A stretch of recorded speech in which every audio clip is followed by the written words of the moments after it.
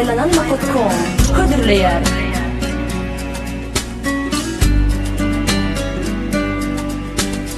Gözüm açtım seni gördüm, en tek çağladım seni sevdim. Uzak geceler yatman hardolar. Şol günüm yada salıp kıygır yan.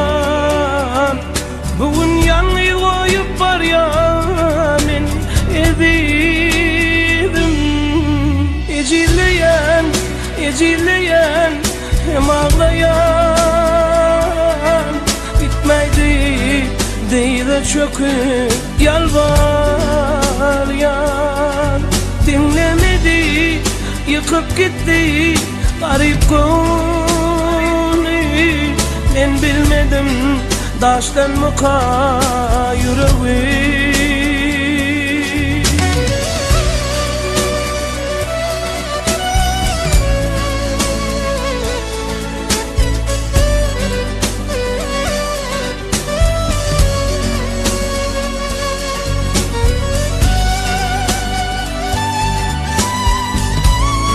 Saylananma.com Birinci ekskluziv.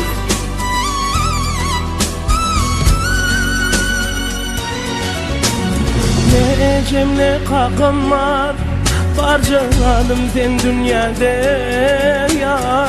Gitmeyde yanımda var ne derin. Rehmin gelsin halıma taşlamay. Diyerdine Allah can bizi hiç ayırma. Ecileyen, ecileyen hem ağlayan. Gitmeydi değil de çöküp yalvaryan. Dinlemedi, yıkıp gitti garip gönlü.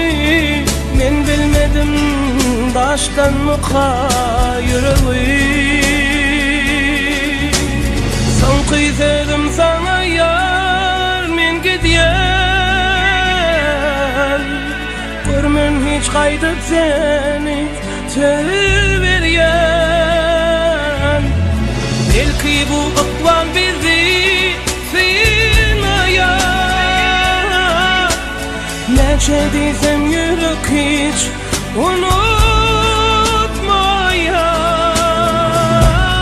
Ecileyen, ecileyen hem ağlayan. Gitmeydi değil de çöküp yalvaryan. Dinlemedi, yıkıp gitti garip gönlü. Düşünmedim daştan mı yüreği. Ecileyen, ecileyen